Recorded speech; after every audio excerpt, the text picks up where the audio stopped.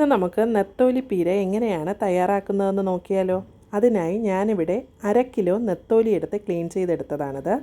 അതുപോലെ തന്നെ അതിനു വേണ്ടി ഞാനിവിടെ എടുത്തിരിക്കുന്നത് 1 കപ്പ് ചെറിയ ഉള്ളി, അതുപോലെ ഒരു 15 കാന്താരി മുളകും, ഒരു പച്ചമുളക്, 2-3 വെളുത്തുള്ളി, ഒരു പീസ് ഇഞ്ചി, ഒരു തണ്ട് കറിവേപ്പില, അതുകൂടാതെ 1 കപ്പ് തേങ്ങയും ഞാൻ എടുത്തിട്ടുണ്ട്. ആദ്യം നമുക്കൊരു മൺചട്ടി എടുക്കുക. അതിലേക്ക് നമ്മൾ എടുത്ത് വെച്ച 1 കപ്പ് തേങ്ങ ചേർക്കുക. അതിലേക്ക് ഇഞ്ചിയും വെളുത്തുള്ളിയും അതുപോലെ ചെറിയ ഉള്ളിയും നന്നായി ചതച്ചത് ചേർക്കുക. മിക്സിയിലിട്ട് ഒരുപാട് അരയ്ക്കാതെ ചതച്ച് ചേർക്കുന്നതായിരിക്കും നല്ലത്. ഇടികല്ലിലായിട്ടും ഇട്ട് നല്ലതുപോലെ ചതച്ച് ചേർക്കുക. അതിൽ ഞാൻ നമ്മളെടുത്ത് വെച്ചിരുന്ന കാന്താരി മുളകും പച്ചമുളകും ചതച്ചതും ചേർക്കുന്നുണ്ട്. ഇതിൽ ഞാൻ മുളക് പൊടി ചേർക്കുന്നില്ല. 1 ടീസ്പൂൺ മഞ്ഞൾപ്പൊടിയും 1 ടീസ്പൂൺ കുരുമുളക് പൊടിയും 1/2 ടീസ്പൂൺ ഉലുവപ്പൊടിയും ആവശ്യത്തിന് ഉപ്പും കറിവേപ്പിലയും ചേർത്ത് നന്നായി കൈകൊണ്ട് മിക്സ് ചെയ്യുക. നെത്തോലി പീര തയ്യാറാക്കുന്നതിന് വേണ്ടി മിക്സിയിൽ ചതച്ചെടുക്കുന്നതിനേക്കാൾ നല്ലത് നമ്മൾ കൈകൊണ്ട് നന്നായി ഈ തേങ്ങയും ചതച്ച ഉള്ളിയും ഇഞ്ചിയും വെളുത്തുള്ളിയും എല്ലാം നന്നായി മിക്സ് ചെയ്ത് ചേർക്കുന്നതാണ് നല്ലത്.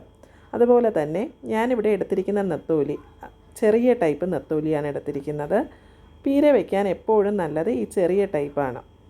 നെത്തോലിയെ തന്നെ കേരളത്തിൻ്റെ പല സ്ഥലത്തും പല പേരുകളിൽ പറയുന്നുണ്ട്. ചില സ്ഥലങ്ങളിൽ കൊഴുവ എന്നൊക്കെയാണ് ഇതിനെ പറയുന്നത്. അപ്പോൾ ഇതുപോലെ കൈകൊണ്ട് നന്നായി മിക്സ് ചെയ്ത് ആ തേങ്ങയുടെ പാലൊക്കെ നന്നായി അതിൽ നിന്ന് ഇറങ്ങണം. നന്നായി മിക്സ് ചെയ്തെടുക്കുക. കുറച്ചുകൂടി എരി വേണമെന്ന് തോന്നുകയാണെങ്കിൽ ഈ സമയത്ത് 1-2 പച്ചമുളക് ചതച്ചതോ അല്ലെങ്കിൽ 3-4 കാന്താരി മുളക് ചതച്ചതോ നമുക്ക് ഈ സമയത്ത് ചേർത്ത് കൊടുക്കാവുന്നതാണ്. അതുപോലെ തന്നെ ഉപ്പും നോക്കാവുന്നതാണ്, കറക്റ്റ് ആണോ എന്നൊക്കെ. ഇതിലേക്ക് നമുക്ക് നമ്മൾ ക്ലീൻ ചെയ്ത് വെച്ചിരിക്കുന്ന നമ്മുടെ നെത്തോലി ചേർത്ത് കൊടുക്കാം. നെത്തോലി ചേർത്ത് കൊടുത്തതിന് ശേഷം ഞാൻ സോക്ക് ചെയ്ത് വെച്ചിരുന്ന 3-4 കുടംപുളി ഞാൻ സോക്ക് ചെയ്ത് വെച്ചിട്ടുണ്ടായിരുന്നു. അത് ചെറിയ പീസുകളാക്കി അത് ചേർത്ത് അതുപോലെ തന്നെ ആ സോക്ക് ചെയ്ത് വെച്ച് ഏകദേശം ഒരു 1/4 കപ്പോളം വെള്ളം മാത്രമാണ് ഞാൻ ചേർക്കുന്നത്. അതും കൂടി ചേർത്തതിന് ശേഷം സ്പൂണ് കൊണ്ട് നമ്മൾ നേരത്തെ മിക്സ് ചെയ്ത് വെച്ച തേങ്ങയുടെ കൂട്ട് ഈ മീനിൻ്റെ മുകളിൽ വരുന്ന രീതിയിൽ, മീൻ ഉൾഭാഗത്ത് ഉള്ളിൽ വന്ന തേങ്ങ കവർ ചെയ്യുന്ന രീതിയിൽ നമ്മൾ സ്പൂണ് കൊണ്ട് ഇതുപോലെ ഒന്ന് തട്ടിപ്പൊത്തി വയ്ക്കുക. അപ്പോൾ ഇതിൽ ഒരുപാട് വെള്ളം ചേർക്കേണ്ട ആവശ്യമില്ല. ഞാനിവിടെ ആകെ 1/4 ഗ്ലാസ് വെള്ളം മാത്രമാണ്, ആ കുടംപുളി സോക്ക് ചെയ്ത് വെച്ച വെള്ളം മാത്രമാണ് ചേർക്കുന്നത്. ഇത് നന്നായി മീൻ ഉള്ളിൽ വരുന്ന രീതിയിൽ തേങ്ങ കൊണ്ട് നന്നായി കവർ ചെയ്യുന്ന രീതിയിൽ തട്ടിപ്പൊത്തി വെച്ചതിന് ശേഷം അടച്ച് വെച്ച് നമുക്ക് മീഡിയം ഫ്ലെയിമിൽ ഗ്യാസിലേക്ക് വെക്കുക. ഇത് അടുപ്പിൽ വെച്ച് മീഡിയം ഫ്ലെയിമിൽ ഒരു 5 മിനിറ്റ് വരെ തുറക്കേണ്ടതില്ല. 5 മിനിറ്റ് കഴിഞ്ഞാൽ നമുക്കിത് തുറന്ന് മീൻ ഉടഞ്ഞു പോകാതെ വളരെ സൂക്ഷിച്ച് മാത്രം ഒന്ന് സ്പൂണ് കൊണ്ട് ഒന്ന് ഇളക്കുക. ഈ സമയത്ത് നമ്മൾ തുറക്കുമ്പോൾ കാണാം നമ്മൾ ഒഴിച്ച 1/4 ഗ്ലാസ് വെള്ളത്തിനേക്കാൾ കുറച്ചുകൂടി വെള്ളം ആ മീനിൽ നിന്ന് ഇറങ്ങിയിട്ടുണ്ടാകും. അപ്പോൾ ഇളക്കുമ്പോൾ എപ്പോഴും ശ്രദ്ധിക്കണം, മീൻ പൊടിഞ്ഞു പോകരുത്.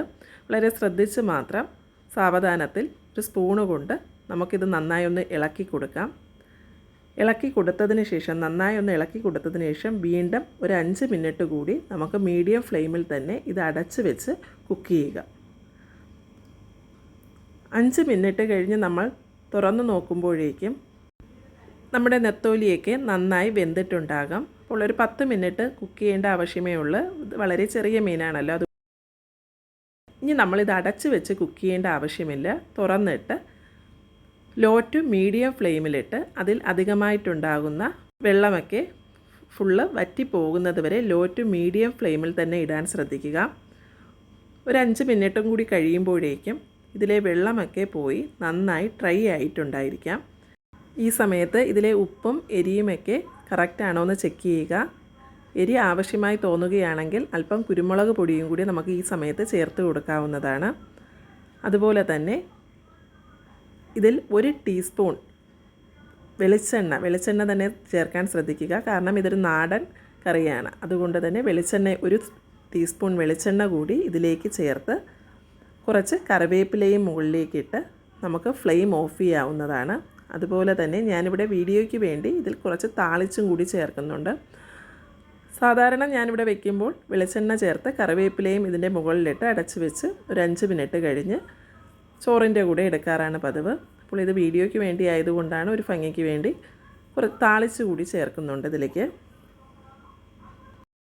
താളിച്ച് ചേർക്കുന്നില്ല എങ്കിൽ നമ്മൾ ഇതിലാകെ ചേർത്തത് 1 ടീസ്പൂൺ വെളിച്ചെണ്ണ മാത്രമാണ്. അപ്പോൾ ഓയിലൊക്കെ ഒരുപാട് യൂസ് ചെയ്യാൻ ഇഷ്ടമില്ലാത്തവർക്ക് താളിച്ച് ചേർക്കേണ്ടതില്ല.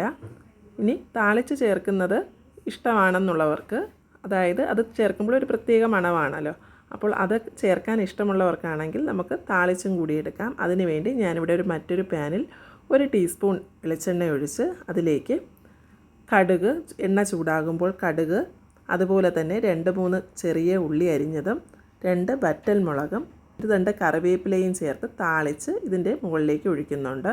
നിങ്ങൾക്ക് എൻ്റെ ചാനൽ ഇഷ്ടമാവുകയാണെങ്കിൽ സബ്സ്ക്രൈബ് ചെയ്യാൻ മറന്നു പോകരുതേ. അതുപോലെ തന്നെ ലൈക്ക് ചെയ്യാനും ഷെയർ ചെയ്യാനും കമൻറ്റ് ചെയ്യാനും.